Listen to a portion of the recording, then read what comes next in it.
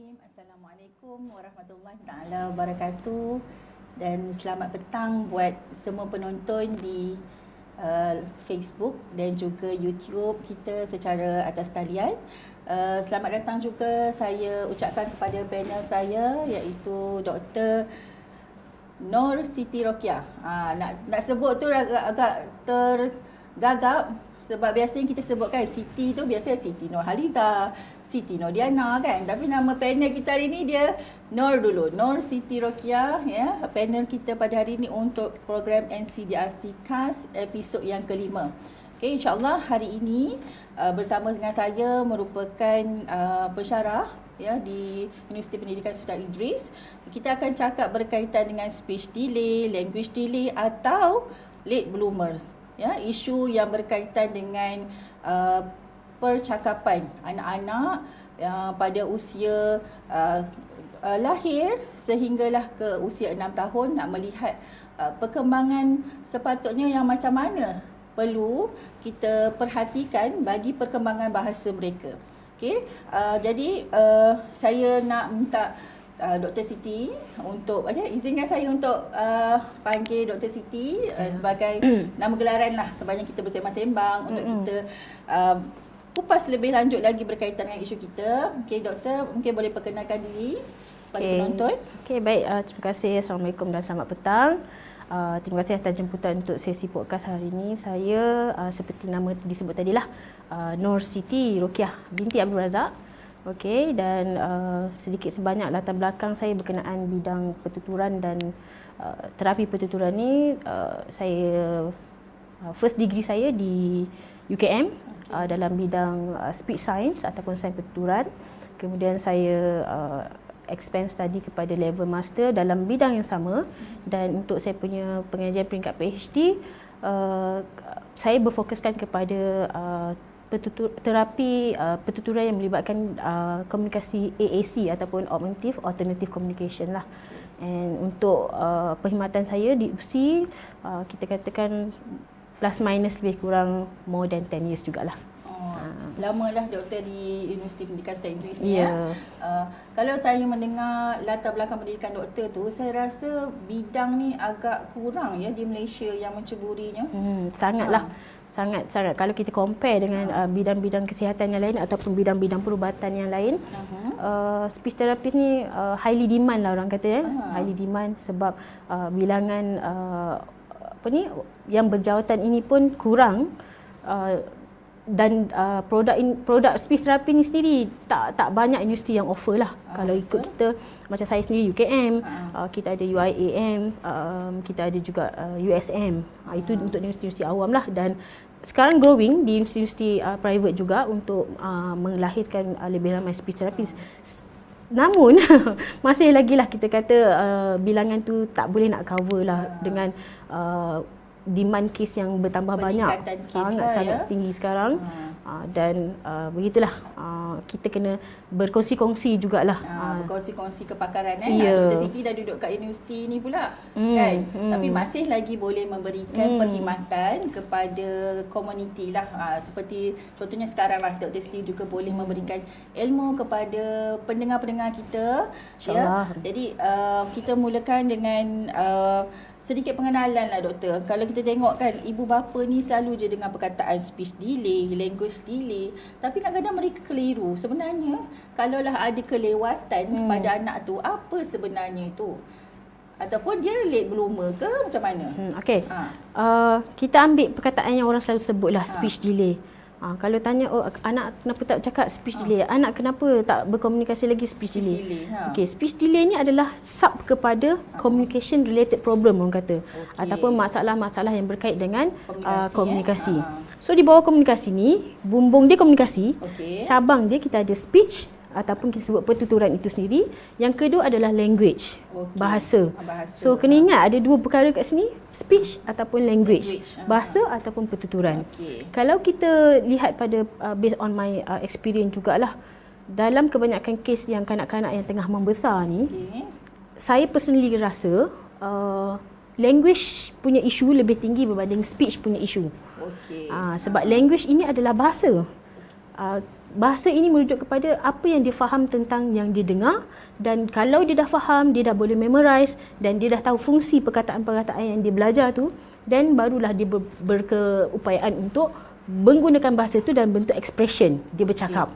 Kalau macam tu doktor, doktor cakap berkaitan dengan bahasa, adakah dia terkait juga dengan penggunaan bahasa ibunda di rumah dan juga di sekolah ataupun di prasekolah? Kalau dalam konteks ini kita lebih mengutamakan dia punya first language lah. First language. Okay. Kalau kata background dia Melayu, biasanya bahasa Melayu. Ada juga yang bahasa orang Melayu cakap bahasa Inggeris juga. Depends. Apakah dia punya first language, dan yang paling common diguna dekat komunikasi dia harian lah. Tapi kita akan lihat juga, sebab kita nak lihat dia punya persediaan ke peringkat sekolah. Kalau kebanyakannya nak menghantar anak ke sekolah government, kerajaan, mestilah medium dia bahasa Melayu kan. Jadi nak tak nak, apa yang kita suggestkan kepada parents, kalau kita nak bantu anak ni develop dia punya language, kena lihat kepada lebih luas konteks ni nak digunakan di sekolah dan juga dengan rakan-rakan dia jugalah. Okey.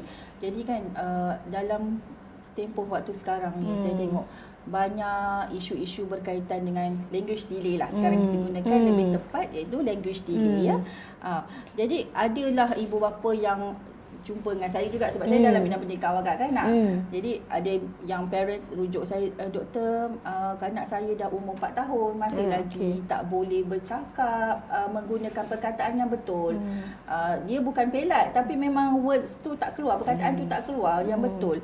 Jadi adakah dia nak cakap, anak saya ni autism ke? Sekarang ni kan macam ramai sangat isu berkaitan dengan anak-anak yang autism. Dan dia kata, okey, bila lambat bercakap dia terus dia nak relatekan dengan autism. Adakah benda itu fakta ataupun mitos, doktor? Okey, saya petik balik perkataan Dr. J tadi tentang anak dia boleh cakap tapi cakap dia pelat. Okey, itu adalah cabang kedua yang saya cakap tadi. Yang pertama language, kalau yang kata pelat tadi, yang itu yang speech ataupun pertuturan. So kita kena jelas yang pertuturan ni apa yang kita nampak. Contoh, dia cakap gagap, bebaju. Contoh, dia cakap pelat. Itu speech. Maksudnya bahasa dia ada, tetapi bila dia nak sebut benda tu ataupun sebut perkataan ataupun nak mulakan percakapan dia tak difahami, tak jelas ataupun tak lancar tadi. Dan kadang-kadang kita kena kaitkan dengan speech ni tadi, ada juga dalam kes yang mana suara tu yang menjadi punca kenapa dia tak boleh keluarkan expression of the words tadilah. So contoh, kalau suara dia terlalu serak ataupun suara dia terlalu halus. Ataupun suara dia macam not appropriate dengan dia punya gender ataupun age, itu juga disebut sebagai speech problem. Tapi orang selalu salah sangka, semua kata itu speech problem. Anak tak bercakap, speech problem. Anak tak bercakap, speech problem. Kita akan buat test lah. So kita buat test, kalau kata kita tengok dia dari segi oromotor examination dia ataupun kita kata pemeriksaan oro dan mulut dia, tak banyak menunjukkan ciri-ciri yang mendorong kepada masalah speech. So kita akan kaitkan punca kenapa dia tak bercakap, tak berkomunikasi, lebih kepada dia punya language processing tadilah. Dan kepada kes autism tadi kan, ya famous lah soalan ni, agak klise jugalah ya. Itu yang orang selalu risau bila anak tak cakap, nanti anak aku autism ke? Kalau anak aku tak start lagi berkomunikasi, nanti anak aku autism ke? Kita jangan buat kesimpulan lah. Bukan semua case speech delay ataupun language delay ni end up dengan autism. Tetapi kita tak nafikan autism ada ciri-ciri itu. Dia ada, memang ada dari karakteristik dia. Memang autism ni ada dikaitkan dengan social dan communication problem. Tapi janganlah kita buat kesimpulan semua yang speech delay tu end up ataupun didiagnose sebagai autism tadilah. Bila Dr. Siti kita berbincang pasal autism ni pula, saya teringat Dr. Siti juga antara penulis modul bagi pengasuhan anak-anak autism, pengasuhan dan jagaan anak-anak autism, modul manja, yang mana Dr. Siti ada menulis di bahagian perkembangan bahasa. Nanti mungkin tuan-tuan dan puan-puan boleh dapatkan modul tersebut di keluaran daripada JPOKU. Nanti mungkin lepas ni kita boleh lihatlah apa lagi yang lebih lanjut dalam modul tersebut. Jadi Dr. Siti, apakah antara red flag Boleh. Ibu bapa yang macam okey tadi kita dah bincang, itu adalah ciri-ciri autism ke bukan, kita boleh pergi hantar doktor. Tapi mungkin dia tak tahu tu autism ke bukan ke. Tapi macam red flag yang macam mana yang kita nak katakan kita kena hantar anak ni rujuk kepada yang pakar ni. Kita tak boleh nak bersangka-sangka. Okey, so dia punya red flag tu di mana yang nak kita tengok? Okey. Again, saya akan pergi kepada dua tadi. Kita tengok kedua-dua bahagian, speech dan language. Kalau kita fokus on the speech aspect, kita lihat kepada perkembangan fonologi dia ataupun perkembangan sebutan perkataan dia tadi, adakah appropriate dengan umur dia. Misalnya, kita kata baby 0 hingga 1 tahun, boleh cakap apa je, Dr. J? 0 hingga 1 tahun, kadang dia mumbling lah, baba. Dia babbling, mama, baba. So itu sampai sesuai dengan umur dia. Katalah sampai umur 6 tahun ataupun 4 tahun masih so kita kena check lah, kenapa masih dekat sini? Silakan. Kenapa masih baba ataupun create the inappropriate sounds lah yang tak menunjukkan perkataan atau bunyi. So dekat situ kita kata itu kita lihat pada aspek pertuturan dia. Sebab pertuturan ni dia ada tangga-tangga dia juga. Contoh kita kata pada awal usia 0 to 2 years old yang pertama, kita start dengan bunyi-bunyi yang melibatkan bibir dan organ-organ di hadapan. Beh, peh, meh contohnya. Lepas tu teh, deh, seh. Jadi mengikut perkembangan umur tu, lebih banyak bunyi-bunyi daripada bunyi A sampai bunyi Z tu, dia akan develop by umur. Kita tak ada baby tiba-tiba umur, baby tiba-tiba sebut za. Tak ada. Dia akan start dengan bibir juga. Mama, baba. Sebab itulah bila kita relatekan dengan family, kita panggil mak, abah. So itulah first word yang biasa kita dengar daripada baby lah. Susu pun susah juga doktor. Betul. Saya nanti kan, anak saya lah kan, saya dalam kongsi dengan doktor. Anak saya sekarang setahun 7 bulan. Jadi saya tengok dia punya perkembangan, perkataan mama papa tu semua dah lepas lah. Kakak, panggil nama sendiri boleh, Afia, Aisyah, Ainul. Tapi perkataan susu tak boleh doktor. Belum lagi. Belum lagi. Kata kan, maksudnya ada perkembangan tu mengikut umur dia lah ya. Jadi bila kita tengok kita kata milestone lah. Untuk fonologi pun kita ada milestone, untuk language pun kita ada milestone. So untuk fonologi tadi, kalau kita kata belum sampai dalam range umur yang kita jangka dia dah memperolehi kematangan otot mulut untuk menyebut tu, so kita kata dalam zon selamat lagi lah. Tapi bila dah melebihi range umur tertentu tu, kita kata kenapa ni dah umur 6 tahun cakap pelat lagi, dah masuk tadika ni, tadika ke, ataupun ini nanti 6 tahun dah masuk JS1 contohnya kan. Nanti tak akan lah adik nak pergi colah, itu kita kata speech. Perkataan dia ada Dr. J, perkataan dia ada, tetapi dia punya sebutan tu yang tak appropriate dengan umur dia.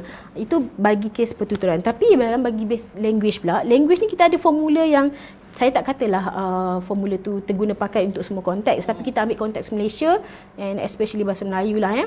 Kita kata the first satu tahun yang pertama, kita expect dia akan sebut one words punya perkataan yang satu patah perkataan. Ini boleh kita rujuk lah puan-puan yang di atas talian, kita tengok pada buku pink ataupun buku biru. Kalau puan-puan cikgu-cikgu ada anak-anak kan, biasanya akan ada buku pink, buku biru. Jadi pada saya, bila Dr. Siti cakap ada satu perkataan tu, saya ingat memang dekat dalam buku pink ataupun buku biru tu ada milestone yang dah disediakan oleh pihak KKM. Jadi saya juga secara tak langsung nak sarankan, ada ibu bapa yang kadang-kadang ambil mudah untuk melihat perkembangan dalam buku pink tu.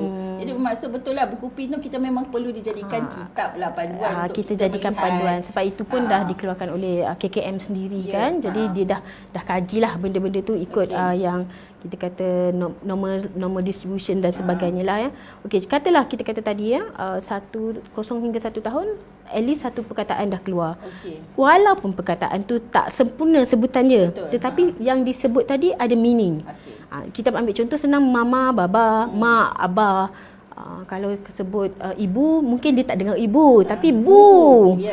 So maksudnya dah sampai ada perkataan pertama walaupun tak complete lagi, tapi dah mencapai age dia. Umur 2 tahun. 2 tahun kita expect dah combine 2 perkataan. Contohnya nak bangun, nak baju, nak makan, baju adik. Mama nak, biasa anak saya akan ya, cakap mama nak, biasa dia nak something dia nampak mama tu, dia akan tunjuk benda, dua perkataan tu betul, lah dan betul, dan yang masa kat situ lah baru kita tengok okey, dua perkataan ni kalau kita balik kepada pembelajaran bahasa Melayu ya Dr. J, kita ada kata nama, kata kerja. Itulah kombinasi dia. Kalau kita kata nama, kata kerja, contohnya adik tidur. Kalau kita kata kerja, kata nama pula, gosok gigi. Kalau kita kata nama, kata sifat pula, adik penat. Maksudnya pembelajaran bahasa Melayu tu sebenarnya dah mula daripada umur 2 tahun dah tu. Supposedly begitulah. Bila dia dah ada gabung tu tuan-tuan perempuan ni, sebenarnya secara tak langsung nak kita dah belajar dah silibus. Sambil-sambil tu tengok tu, tata bahasa jugalah. Kita mungkin saya pun baru perasan lah Dr. Siti bila Dr. Siti cakap macam tu. Memang betul ada kata nama, ada kata kerja, ada kata sifat. Yang mana kita bila tengah anak kita cakap tu macam dengar je. Kita tak menilai dan menganalisis bahawa itu adalah perkembangan bahasa yang dia kena tahu berkaitan dengan kata nama, kata kerja, kata sifat dan sebagainya. Okey. So ke tahun-tahun seterusnya begitulah pertambahan kepanjangan ayat tu. Itulah dia punya indicators untuk tengok dia punya growth of language tadi. Kalau 3 tahun 3 patah perkataan, dah lebih pada 3 tahun, lebih panjanglah patah perkataan yang kita expect dan boleh bersembang bercerita. Okey, lepas tu bila kita dengar tadi Dr. Si cakap, bila ada masalah language delay ni, kita tengok pada oral ke apa tadi kan, berkaitan dengan mulut lah. Tapi ada tak kaitannya dengan pendengaran anak-anak ke? Macam mana kita nak tahu dia bukanlah oral pun sebenarnya dia pendengaran. Ya, betul. Jadi boleh doktor ulaskan sikit? Alright. Dia macam ni kalau sebagai speech therapist, bila kita dapat referral daripada pediatrician ataupun mana-mana MO ataupun daripada mana-mana rujukan, perkara pertama yang kita biasa check adalah hearing dulu sebenarnya. Okey, sebab macam mana nak ada output kalau tak ada input? Betul. Okey, simple dia punya konsep. Dia ada perkaitan doktor bila dia tak boleh mendengar, tak boleh cakap. Betul. Ada perkaitan. Tapi orang jangan salah faham pula. Orang selalu kata orang pekak bisu. Orang pekak bisu, okey. Not necessary. Jadi sebenarnya boleh macam saya cakap tadi, input tak ada, apa yang nak di-outputkan? Betul. Bukanlah dia bisu. Dia tak ada benda nak disuarakan dan dicakapkan sebab tak ada input. So memang first thing first, kita akan minta dia buat hearing check. Kalau ada potensi untuk mengalami masalah pendengaran dan sebagainya, so fix that one first lah. Kalau betul ada masalah pendengaran, memang kita minta bantuan audiologist ataupun kalau ada pelibatan ENT untuk bantu dengan alat bantu pendengaran ataupun yang lebih advance, yang lebih efektif, kita kata guna cochlear implant lah. Itu depends kepada dia punya prognosis jugalah. Jadi kalau kita dah fix telinga dan kita boleh train dia untuk oral rehab, maksudnya nanti lama kelamaan dia akan catch up lah. Itu kalau base kalau isu dia adalah pendengaran. Tapi macam kita dah check telinga, fine, telinga tak ada apa masalah, semua okey, kiri kanan kita kata dalam normal range dan sebagainya. Tapi kita pergi kepada screening yang kedua ataupun assessment yang kedua. Tu yang kita kata check mulut tu. Ada ke? Maksudnya tadi bukanlah bila kita language delay check mulut dulu check telinga language dulu. Delay tu last sekali tahu tak? Dia akan jadi last sekali sebab kita nak tahu punca kenapa tak bercakap. Tak dengar ke? Masalah kat mulut ke? Kalau sini tak ada masalah, sini tak ada masalah, apa sebabnya dia tak bercakap? So balik kepada sini. Okey. Tuan-tuan puan, kalau kita ada tengok anak kita speech delay, language delay ke kan, selama ni kita fikir macam masalah sini je. Rupanya dia ada perkaitan antara telinga, pendengaran dia, pertuturan dia dan juga dia punya kognitif. So saya bagi contoh lah katalah yang kita kata check dia punya oromotor tadi, tengok-tengok dia ada sumbing. Sumbing Okey, sumbing tu menyebabkan dia tak nak bercakap ataupun susah nak bercakap sebab apa yang dia cakap mesti tak jelas, mesti bunyi dia sengau. Dan akhirnya dia menyumbang kepada speech problem dan mungkin membawa kepada language juga. Okey. Tapi kalau macam sumbing tu doktor, kebiasaan ibu bapa dah nampak secara fizikal ataupun dia tersembunyi?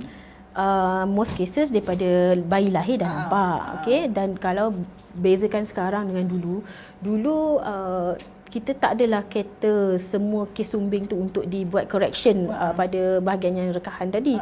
Tapi sekarang ni kita buat early newborn screening tu dan with the consent of parents memang disarankan untuk dibuat cantumkan balik rekahan pada sumbing tersebut lah. Bila doktor cakap pasal sumbing pula, saya teringat pula kalau macam mana dengan tantai. Itu pun ada menyebabkan juga kan, saya teringat. Sebab ada juga sahabat saya pun macam tu juga. Bila dia tantai kan, bila kita bercakap dengan dia dah berusia jugalah kan. Tapi bila kita cakap, kita agak kena dengar. Struggle sikit lah. Kita pendengar pun struggle. Saya duk fikir macam mana dia pula bagi pihak dia nak bercakap tu, dan bagaimana pula dia membesar dengan keadaan tantai tu. Tantai ni tengok pada level dia lah ya.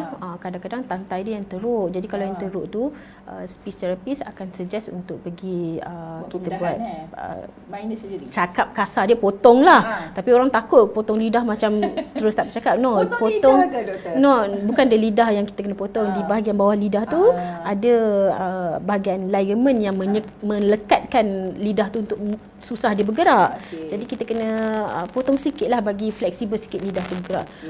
Tapi depends, ada je orang yang tak buat juga sebab dia punya sebutan tu tak terlalu affected. Dalam kes yang affected ni, memang kita sarankan untuk settlekan benda tu sebab dia akan affect dia punya speech tadi lah. Dan tantai ni dia boleh jadi inherited juga, mewarisi. Ada keturunan juga kan. Tapi kalau sumbing tu macam mana, doktor? Sumbing kita lihat kepada mungkin dia ada komplikasi semasa dalam pregnancy ke, ataupun dikaitkan dengan sindrom yang tertentu. Saya lupa nak search nama dia, tapi ada satu sindrom yang memberi efek kepada dia punya structure of anatomy mulut tadilah. Tadi saya dah tanya berkaitan dengan red flag. Tapi adakah red flag itu selari dengan peringkat umur yang mana ibu bapa perlu alert tentang perkembangan bahasa tu? Dekat mana umur yang patutnya kat sini sepatutnya kita dah kena pergi dah ni? Kat umur berapa yang doktor rasa patut kita bawa anak-anak ni? Saya ambil konteks Malaysia lah ya. Rata-rata as early as possible pada sebelum umur 2 tahun lah. Sebelum umur 2 tahun. Maksudnya dah nak mencapai birthday umur 2 tahun tu, kalau nampak macam tak ada langsung lagi bercakap, pun tak berbunyi, ataupun kalau dia cakap pun limited words. Kalau 2 tahun sebanyaknya dah berpuluh-puluh perkataan dah boleh bercakap, tapi 2 tahun ada 1-2 je bercakap. So kita dah nampaklah tanda-tanda yang dia perlu dirujuk. Cuma sometimes parent ni macam ni tau, Dr. J. Dia kata, alah dulu ayah dia pun lambat cakap. Betul. Alah dulu mak dia pun ada juga lambat cakap. Dulu ni sepupu dia macam tu. Kita tak nafikan, kita tak nafikan benda tu. Cuma kita lebih baik buat macam kita precaution lah. Kita tak nafikan benda tu boleh inherited jugalah, macam saya kata keturunan kan, kita katakan. Tetapi jangan take for granted. Dia kata, alah nanti okey lah tu, ayah dia dulu pun lambat, tapi tak apa, lepas umur 3 tahun lebih tu dah okey. So dia pun macam garanti anak dia 3 tahun lebih boleh progress macam mana pengalaman ayah dia. Tak ada jaminan dekat situ, tak ada jaminan. Jadi saranan doktor adalah pada usia 2 tahun tu, kalau ibu bapa dah nampak perubahan yang agak ketara lah, berbeza perkembangan bahasanya dengan anak-anak yang lain, ataupun guru-guru di taska kat kelas 2 tahun tu nampak macam anak ni dia punya perkembangan bahasa dia masih lagi kurang, dan mungkin boleh maklumkan kepada ibu bapa lah dengan keadaan yang tenang, bahasa yang betul. Kita bukan nak judge, tapi kita nak bagi dia intervensi awal. Supaya bila dia dah sampai tahap umur yang lebih tinggi lagi, pada usia 5 tahun, 6 tahun, tahun akan datang katanya 6 tahun dah mula jalan 1. Jadi persaingan tu tak nak menyebabkan kita rasa ketinggalan. Dan secara tak langsung safety dia pun akan turun. Jadi mengikut peredaran zaman lah, doktor ya. Bila kita lihat anak-anak kita sekarang ni kebanyakan terdedah dengan gadget. Tu memang siapa-siapa pun saya rasa sekarang ni, kalau kita tak belikan anak kita gadget, mungkin kita bagi guna kita punya gadget sendiri. Ataupun tak kisahlah mana-mana, kalau kita tak ni, kadang-kadang makciknya bila berkumpul ramai-ramai anak-anak dia pakai, anak kita pun sama-sama tengok. Jadi sejauh mana gadget ataupun teknologi ni sebenarnya juga boleh menghalang perkembangan bahasa anak tu? Saya tanya Dr. J. Dr. J bagi tak anak handphone? Bagi. Kenapa Dr. J bagi? Dia soalan-soalan trigger dia. Kenapa saya bagi Kita nak tahu pattern sekarang. Kenapa parents biasanya bagi phone tu? Even Dr. J sendiri pun bagi. Kenapa? Untuk anak saya sendiri, kalau ikutkan memang dia orang tak ada gadget yang sendiri lah. Tapi pada tahun 2026 ni saya ada hantar di tuition dan memerlukan penggunaan tablet. I see. Jadi saya memang perlu beli tablet tu, berikan kepada anak saya purposely untuk tuition lah. Tetapi dalam masa yang sama, tapi doktor sabar jap. Sabar je doktor. Ada juga masa yang diorang melihat juga, dan sebenarnya kadang-kadang kita pun nak buat kerja kan. Ada masa tengok jap YouTube, mama nak buat kerja. But not every time. Dulu gadget ke phone ke tablet ke iPad ke dulu is kehendak, sekarang keperluan. Kita tak nafikan benda tu.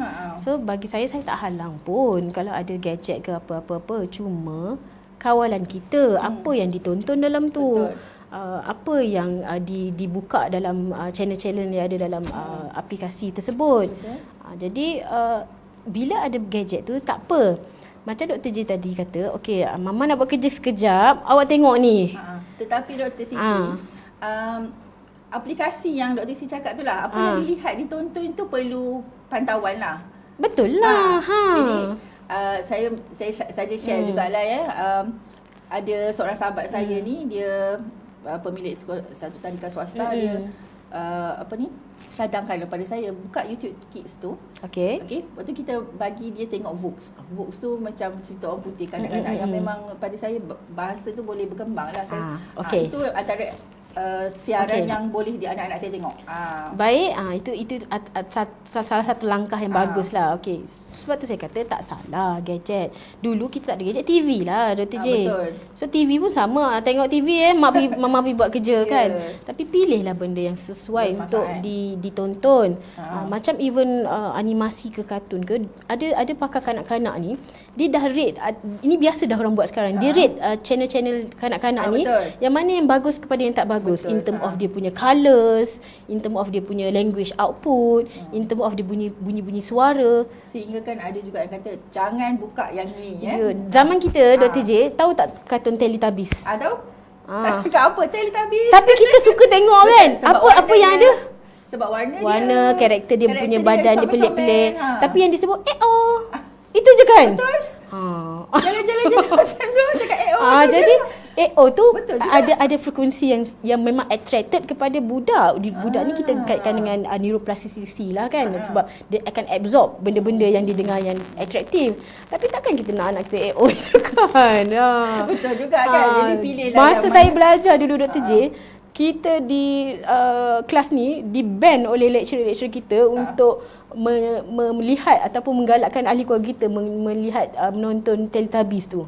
Okey. Sekarang pun ada juga, macam sekarang cerita apa ni, Lava. Pernah tahu tak kata Lava tu kan, yang ulat daripada tong sampah tu lah kan. Okey. Dia punya pergerakan, dia tak ada dialog. Dia tak ada dialog. Macam Mr. Bean lah. Kan, Mr. Bean kalau dewasa Mr. Bean lah. Mr. Bean lah. Tapi, jadi anak saya nombor 2 tu, Aina Madia tu, dia tak suka cerita macam tu. Dia cakap mama bosan sebab dia tak bercakap. Saya macam baru saya bila dia keluarkan perkataan tu, macam anak saya menganalisis rupanya cerita ni yang bercakap dia nak tengok, yang tak bercakap dia tak nak tengok. Saya tak ingatlah nama kartun tu apa. Itu pilihan bagus lah untuk anak Dr. J. Tapi macam kita lah, saya cakap terus terang, benda tu tak salah. Tapi you kena tengok apa yang dia tengok. Betul. Sebab sekarang budak lebih advance guna teknologi ni berbanding mak ayahnya. Dia lagi keluar apa je dia tengok. Dia keluar kan. 6-7 lagi kan. Okey, satu lagi macam ni. Bila menggunakan gadget ataupun bila biar anak menonton apa-apa, kita kena bersama mereka. Itu yang sebaiknya. Jadi bila dia tengok, walaupun dia senyap, tapi kita tengok sama-sama dengan dia. Dia tengah lompat ke? Merangsang apa yang dia tengok. Kalau dia tengok saja, Dr. J, memang dia dapat input language tersebut. Tetapi dia tak berinteract dengan makhluk tu dalam aplikasi tu. Jadi kena ada somebody yang berinteract dengan dia. Ini bagi kalau katalah ibu bapa yang mempunyai gadget dan memberi kebenaran untuk menggunakan gadget. Bagaimana pula kalau ibu bapa yang tak menggalakkan anak-anak untuk menggunakan gadget. Mungkin Dr. Siti ada cadangan apakah aktiviti-aktiviti yang boleh dilaksanakan untuk kita rangsang perkembangan bahasa tu. Ni nak cuti lama ni doktor. Mungkin ibu bapa ada dapat idea sikit daripada doktor untuk kita buat masa cuti ni. Okey, sebenarnya apa jua kita punya daily routines ni adalah peluang untuk stimulate dia punya bahasa. Betul.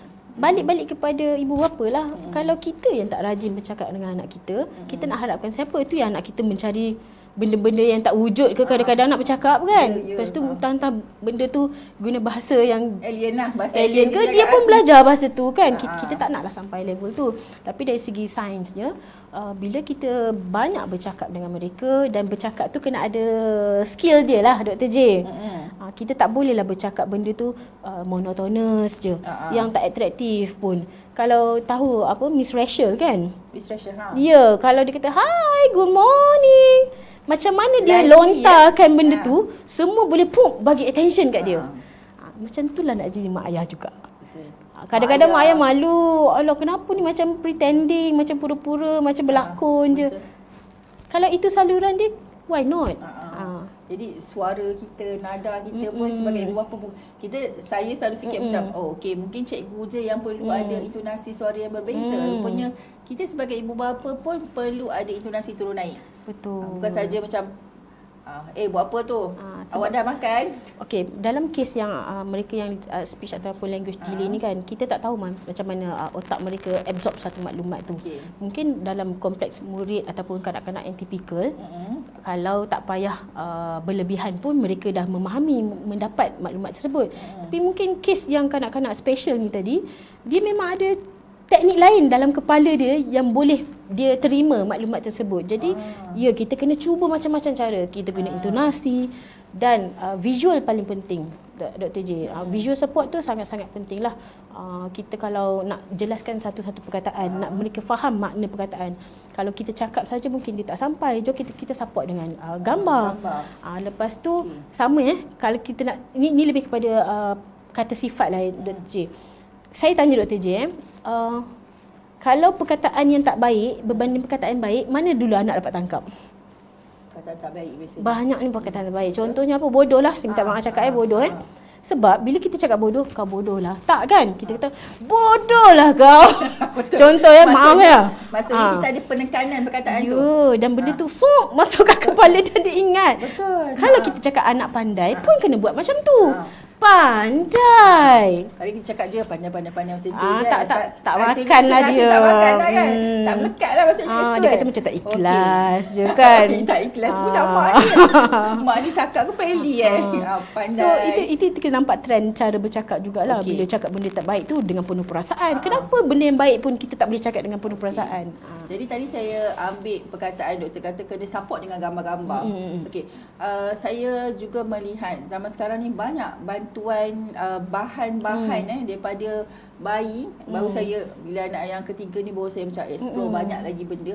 Cakap rupanya ada kad gambar yang berwarna tanpa perkataan. Cuma gambar warna hitam putih dulu, lepas tu ada tambah sikit warna merah, lepas tu ada warna kuning, barulah warna-warna yang lain. Adakah kad-kad gambar itu membantu juga? Ya, sangat membantu, especially lah kalau kita tengok perkembangan umur, visual ni ada level dia punya kematangan jugalah kan. Kita kata kita pakai fancy colour rainbow ke, 0 hingga 1 tahun tu tak boleh describe lagi perbezaan colour tu. Sebab tu banyak stimulate black and white. Lepas tu barulah kita start introduce colour-colour primary, primer colour, lepas tu macam-macam colour. Sekarang ni kalau nak raya ni entah macam-macam colour lagi lah kita tengok tema baju tema kan. Tahun ni warna teal tak tahulah macam-macam colour lagi lah. Ya, benda-benda tu ada proses kematangan untuk visual dia menerima input dan memprosesnya, dan itu sangat bagus untuk support lah. Dan kalau dalam pemilihan gambar, pendapat banyak yang mengatakan kita mulakan dengan gambar-gambar yang actual. Gambar-gambar sebenar.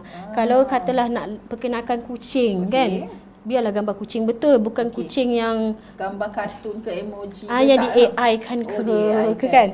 Boleh, ada setengah boleh terima itu sebagai recognize sebagai kucing, tapi ada setengah macam kucing yang aku nampak depan mata tak sama dengan kucing nampak dalam kad. Jadi kad gambar yang kita nak pilih tu mungkin kat dalam talian ni ada cikgu kat gambar tu mestilah gambar yang sebenar. Kalau kucing tu digalakkan lagi gambar yang sebenar. Gambar yang sebenar, bukanlah gambar kartun. Yang tiba-tiba kadang-kadang saya tengok dia letak kepalanya besar. Contoh, kucing kepala besar, badannya halus je. Tak selarilah dengan yang sebenarnya. Betul, sebab itu semua proses kognitif lah kan kita kata kan. Cuma kita kata tak adalah selama-lamanya begitu. Betul. Bagi permulaan untuk memulakan proses penyerapan maklumat tu untuk dia. Lama-lama dia akan boleh generalize kan. Okey, kucing boleh jadi kucing warna oren, kucing boleh jadi kucing warna hitam dan sebagainya kan. Jadi kita tunjuk gambar tu sebenarnya bukan saja tunjuklah ibu bapa dan juga guru main peranan untuk sebut, dan juga anak-anak kita akan dengarlah perkataan-perkataan tu. Jadi dalam konteks perkembangan bahasa ni, bila ibu bapa dah sedar dan nampak red flag dia, dah tahu kat mana patutnya pada usia berapa yang dia perlu hantar kepada pakar. Jadi mungkin Dr. Siti boleh bagi gambaran pada ibu bapa, kalau mereka menghantar anak-anak rujuk kepada pakar, apakah terapi pertuturan yang akan diberikan. Mungkin gambaran asasnya dulu.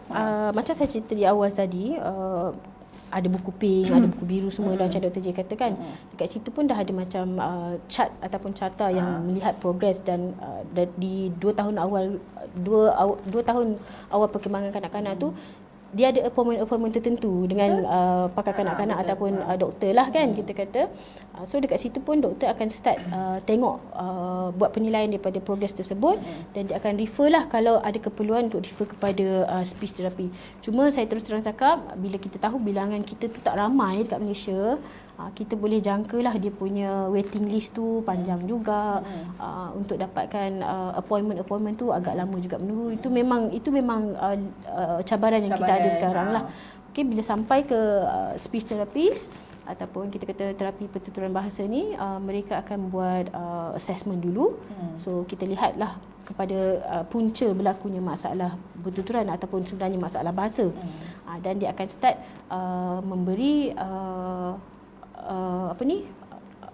the first step dia akan start dengan benda yang paling basic sekali yang dah tak adalah. Kalau kata umur 4 tahun tetapi dia punya development masih lagi umur 1 tahun, so kita akan start daripada umur 1 tahun punya development, bukan kita terus loncat kepada nombor 4 tahun. Itu akan bermula pada yang mana dia lambat lah. Kat mana dia terhenti tadi ataupun tersekat tadilah. So tengoklah kalau prognosis dia baik, Dr. J, prognosis tu maksudnya kita kata kita macam gambaran potensi untuk dia sukses tu tinggi. Dia akan cepatlah. Dia akan cepat. Tetapi kalau kita kata prognosis dia agak kurang sikit dengan latar belakang keluarga yang mungkin tak berapa baik, minta maaf cakap lah, mungkin juga dengan tak ada support daripada family member. Sebab terapi, kena faham ya Dr. J, terapi tu adalah yang kerap dan konsisten. Kalau sebulan sekali tak namanya terapi lah. So dia kena kerap dan konsisten. Yang pergi ke hospital ataupun klinik ataupun center-center, mereka hanya dapat dalam paling kerap pun kalau kat center mungkin once a week ataupun 2 minggu sekali. Tak cukup. Jadi mesti kena sambung dekat rumah. Mesti kena sambung kat rumah. Dan siapa yang akan sambung? Kita harapkan memang ahli keluarga dia lah. Kalau ada adik-beradik, involvekan adik-beradik.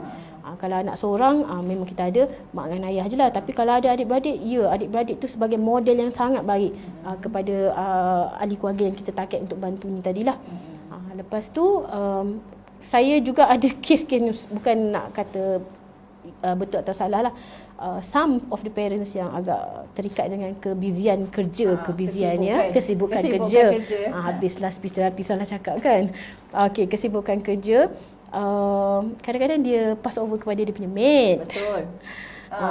So kita fahamlah mate, bukannya mate tu, kita faham kadang-kadang mate daripada Indonesia ataupun mungkin daripada Philippines dan sebagainya, dan mereka punya bahasa mereka, accent mereka, logat-logatnya logat mereka. Memang dia yang tolong buatkan terapi untuk anak tu, tapi anaknya jadi bahasa yang ikut bahasa mat dia. So sayanglah, dia ada perkembangan tapi nak membetulkan baliklah kepada bahasa yang kita kata kita punya bahasa Melayu dan bahasa Inggeris tadilah. Kalau macam tu, kalau mat yang bantu anak tu ada perkembangan, doktor release ke tak? Ke nak juga dalam bahasa Melayu? Saya akan advise parent juga. Untuk saya akan cakap sama-sama. Sebab yelah, for the sake of your children kan, kena sacrifice. Betul saya cakap, bila terapi ni pengorbanan tu macam-macam. Saya tak melaluinya sebab mungkin saya tak ada pengalaman lagi. Tapi bagi parents yang memang ada anak dengan masalah tuturan bahasa ni, a lot of thing lah kena ambil kira lah. Saya melihat lah ada kawan-kawan di sekitar saya berdekatan kan, kita tahu memang masa sangat main peranan sebab macam Dr. Siti katalah seminggu kadang-kadang nanti di hospital, lepas tu dengan terapi berbayar, nanti terapi bukan terapi lah, kadang-kadang kelas dengan cikgu yang dia bayar sendiri pula, dan lepas tu kat rumah mak dia sendiri saya tengok kadang banyak dia punya plekat-plekat yang dia nak tunjuk kat anak. Yang memang effort ibu tu, yang kawan saya tu saya lihat memang Masya Allah lah, hebat lah ibu ni untuk membantu perkembangan anak-anak tu. Jadi Dr. Siti banyak dah kita bincangkan ni. Kita ada sebenarnya penonton-penonton di atas talian dan saya nak katalah beberapa soalan daripada penonton. Jemput minum doktor. Okey. Ada satu soalan daripada Dr. Intan Farahana. Okey. Dia tanya, antara gadget macam handphone ataupun televisyen, apa pilihan yang terbaik sebenarnya? Kalau bagi dua option tu kat saya, saya pilih TV. Okey. Sebab paparan dia lebih besar, itu pertamalah. Okey. Yang kedua, TV tu kita boleh control guna remote kita on and off kan. Betul. Dan TV tu tak boleh alih-alih. Telefon ni boleh alih-alih tadi. Betul. Jadi kalau anak tu menyorok pada kita entah apa-apa dia buat, dia pergi ke bilik ke apa, kita dah tak boleh nak control dia. TV ni bukan dari segi itu sajalah. Itu kita kata dia punya side effect sajalah, tapi TV ni aspek bunyi dia lebih efektif melalui TV. Paparan dia lebih besar, lebih luas, dan TV itulah satu medium macam kita tengok wayang lah. Kita ada kebersamaan, ada family time. Betul. Dan sebagainya. Tapi kalau phone ataupun tablet tadi, dia sorang-sorang dia je lah, Dr. J. Iaitu yang kita risau, melainkan kita tahu nak bersama mereka walaupun menggunakan tab ataupun gadget tadi lah. Okey. Bila doktor cakap TV ataupun handphone, TV ataupun telefon yang pertanyaan ni, ada juga yang kawan saya pernah berkongsi, dia kata anak-anak dia suka main handphone kan. Jadi apa yang mak dia buat adalah switch off dia punya wifi punya line tu. Baru lepas tu barulah semua orang menjerit satu rumah, oh rupanya rumah tu ada orang. Sebab bila nak berkomunikasi semuanya pakai handphone. Ni risau juga nak raya ni macam tu lah kan. Itulah tu, bila kita tutup je wifi, sadaqallahul-azim, semua kena letak. Again, saya tak nafikan lah bila kita ada phone ataupun tablet dan sebagainya, kita boleh download macam-macam apps pembelajaran untuk anak-anak. So even untuk terapi pertuturan pun ada datang banyak dalam bentuk apps pun. So kalau untuk tujuan purpose yang itu tak ada masalah. Mungkin ada apps-apps yang mungkin Dr. Siti boleh kongsikan ataupun kat mana kami nak tengok, ataupun nak Google ke? Kalau saya tak boleh nak iklankan lah nama produk tu dia. Tapi mungkin kita boleh guna keywords dia, sama ada kita letak untuk perkembangan bahasa, speech therapy, ataupun sekarang ni kita banyak apps yang melibatkan AAC macam saya cakap tadi. Saya pun AAC stand for Augmentative and Alternative Communication. Itu adalah satu kaedah alternatif untuk berkomunikasi lah. Dia play around dengan pictures yang ada dalam apps tersebut. Dia boleh combine pictures untuk create sentence. Lepas tu dia ada audio output, dia ada visual output. So itu antara yang boleh kita rujuk lah, apps-apps yang berguna untuk perkembangan bahasa ni lah. Ada lagi soalan iaitu berkaitan dengan macam mana sebenarnya cikgu nak bantu juga anak-anak ni dekat sekolah ni untuk perkembangan bahasa dia. Tadi kita lebih kepada ibu bapa kan kat rumah, ni cikgu pula. Kita nampak macam ni masa dekat sekolah dengan masa kat rumah sebenarnya mana lagi banyak? Kat rumah lah kan. Tetapi untuk penumpuan lebih banyak bersama cikgu di sekolah, kita ada lebih kurang 6 atau 5 hingga 7 jam di sekolah. Dan saya selalu sarankan kepada cikgu, itulah peluang yang untuk kita bantu anak-anak yang ada masalah bahasa pertuturan, sebab dalam sekolah dia tak boleh lari ke mana. Dia ada di persekitaran sekolah je. Dia takkan lari. Kalau kat rumah tu dia boleh sembunyi sana, sembunyi sini dan sebagainya. Ada challenges yang lain lah. So dekat sekolah ni cikgu kita kena terus lihat kepada the first part ni, cikgu kena tahu detect betul tak budak tu ataupun kanak-kanak tu macam tak sesuai dengan umur dia, dengan apa yang dah dikuasai dari peringkat bahasa dia lah. So bila dia dah dapat kat situ, sekolah dia dah ada macam-macam toys, Dr. J. Betul. Cerita pasal toys ni, kan tak habis pula kan ya. Cerita pasal toys ni, toys tu kadang-kadang simple toys je, tetapi kita nak tengok macam mana dia berfungsi untuk melatih anak tu bercakap ataupun memanjangkan ayat dan perkataan lah. So guna toys yang ada, guna objek-objek harian yang ada dalam bilik darjah dan sebagainya. Cuma bila kita nak buat one to one session, biasanya kita akan filter. Jangan letak semua benda depan budak tu. Hilang pula fokus. Okey, betul. Kalau kita nak ambil target, yang mana perlu je lah. Katalah kita nak target, okey, hari ni kita target 3 perkataan ni dia dapat. So bila pilih perkataan pun kita lihat perkataan yang perlu familiar dan function untuk anak tu. Jangan tiba-tiba 3 perkataan nak start tu kita belajar perkataan hari ni astronaut, neuron, apa ni, nak menjawab. katalah benda-benda macam tu. So itu tak function kepada anak. Betul. So kita pilih perkataan yang basic yang dia akan gunakan harian. Okey, katalah perkataannya adalah roti, for example, kasut, kemudian perkataannya adalah baju contohnya. So highlightkan sikit je dan repetition itulah yang penting. Ulang. Jangan jemu mengulang lah. Okay. Bila doktor sebut astronaut, apa benda neuron, saya teringat apa ni, Pak Cik Sejarah Afia suka benar mengacau. Dia baru 1 tahun 7 bulan. Tapi boleh ulang perkataan kan. Afia, mama, papa, dia sebut. Pak Cik dia cakap apa? University. Dapat tak? Memang nak dapat doktor kalau dah tahun 7 kan. Jadi suku kata tu agak panjang. Kadang-kadang sajalah bergurau-kan. Jadi kita lihat memang perkataan panjang macam doktor kata tak sesuai. Guna perkataan yang memang betul dekat dengan dia. Lepas mulakan suku kata yang pendek-pendek dulu lah. Macam Dr. J pun perasan tadi kan. Mulakan dengan suku kata yang pendek-pendek dulu. Alright. Ni kita lagi ada soalan daripada Maziah Ahmad. Kalau saya tak silap ini mungkin cikgu saya ni masa saya praktikal. Guru pembimbing. Guru pembimbing saya ni masa belajar di Universiti Melaya dulu. Okey, Assalamualaikum Dr. Siti. Nak tanya, adakah pertuturan anak yang pelat berkaitan dengan keturunan? Pelat dengan keturunan. Tadi kita cakap delay tu keturunan, ini dia pelat. Boleh jadi. Tapi tak semestinya. Saya kata boleh jadi tapi tak semestinya. Jangan kata ni pelat sebab keturunan lah ni. Boleh jadi tapi bukan semestinya. Sebab pelat ni banyak reason. Macam saya kata tadi, adakah dia pelat sebab mulut dia ada something yang tak okey. Gigi tak cukup pun boleh jadi pelat tau Dr. J. Lama gigi dia rongak kat depan. Takkan itu keturunan pula kan? Betul tak? Betul. Ada keturunan, saya pun tak pastilah. Memang keturunan dia gigi dia rongak lama, saya tak tahulah kan. Sama juga macam pelat tadi disebabkan kita ada juga kadang-kadang ini tak mungkin saya nak katakan tak proven by evidence lah, tapi ada a few articles yang saya baca lah yang dikatakan apa yang anak tu makan ataupun aktiviti makan anak tu menggambarkan aktiviti bercakap juga. Dia macam ni Sebab kita tahu macam baby, kita ambil balik progress baby baby tadi kalau dia umur 0 hingga 1 tahun dia minum susu. Dia tak ada makan chicken chop kan? Betul. Kalau dia makan chicken chop, dah gerak kan? Betul. Lidah dia dah pusing sana pusing sini kan? Ada kat situlah munculnya huruf-huruf ataupun bunyi-bunyi yang lebih advance. Sama juga kalau macam baby tadi dia minum apa? Minum susu. Makan bubur pun telan je. Macam tu. So otak tu bergerak mengikut aktiviti dia dan sesuai dengan perkembangan sebutan dia tadi. Menarik. Fakta ni doktor baca daripada artikel kan. Ada. Jadi pemakanan tuan-tuan puan-puan kita dapat saya dapat ilmu baru berkaitan dengan pemakanan anak juga sebenarnya merangsang otot mulut.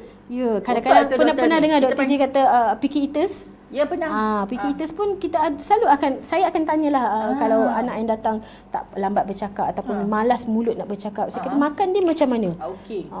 Makan dia memilih dia nak benda yang masing-masing, benda yang ada seasoning, yang crunchy macam tu kan. Jadi kita nampaklah ada perkaitan pergerakan otot mulut tu untuk dia bercakap dengan apa aktiviti makan dia tadi.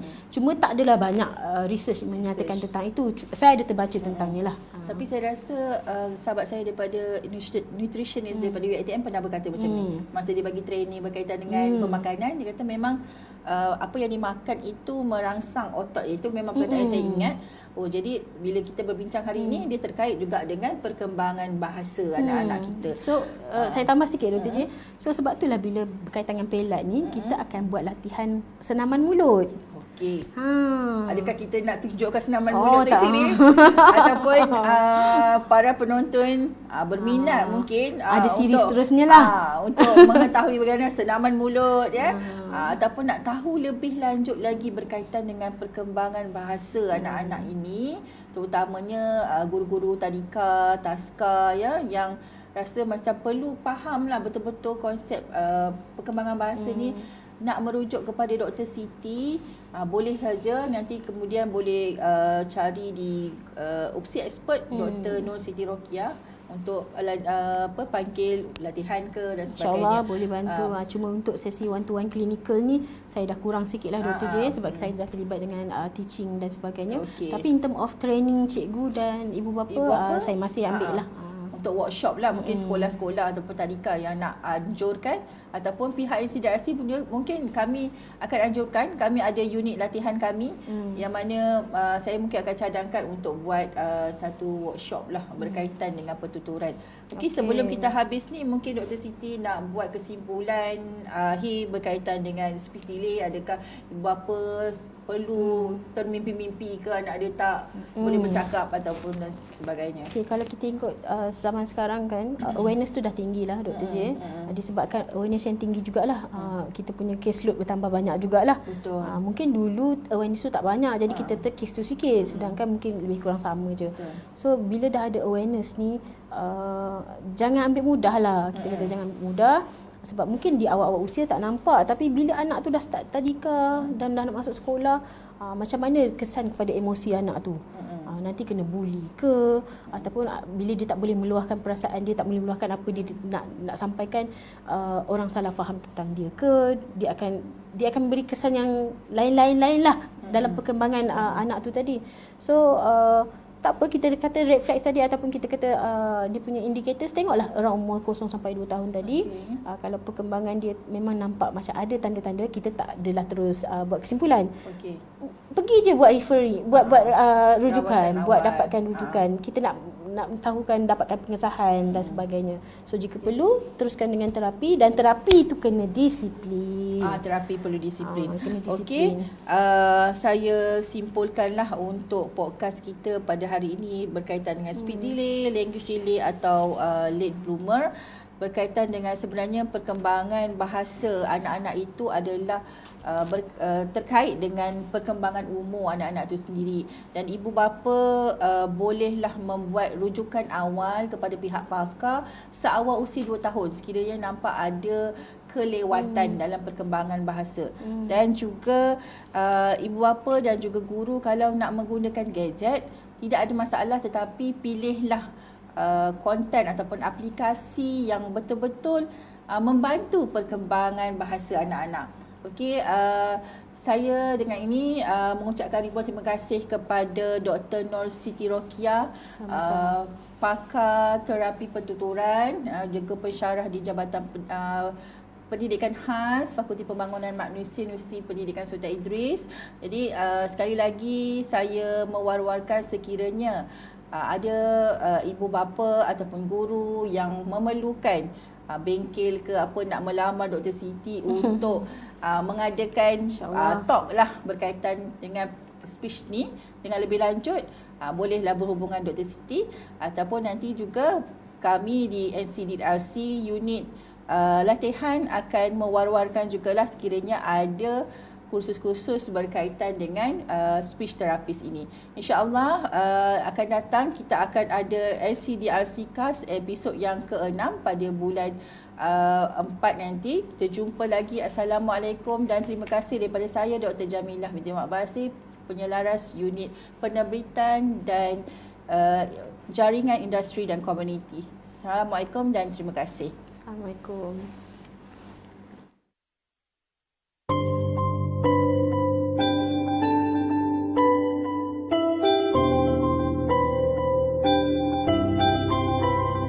Bermula di sini NCDRC, Bumi UPSI wadah inspirasi, menjadi rujukan dan penyelidikan, khidmat pengasuhan dan didikan, mendukung misi visi universiti, menjunjung aspirasi hikmat berkualiti.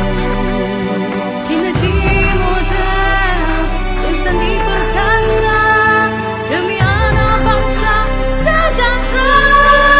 CDRC dihormati, UPSI dihati, bersinar menerangi generasi harmoni. Mari bersama bergantian, seluruh tenaga dibuktikan, indahnya berdiri di hati NCDRC. Mendepani pelbagai isu sedunia, menyalur maklumat terkini dan beretika, Bukan data kanak-kanak negara di Malaysia dan seluruh dunia. cemerlang bersama ke hadapan, ke pelbagai kanak-kanak diraikan. Pendidikan sosial menjadi santunan globalisasi masa depan. CDRC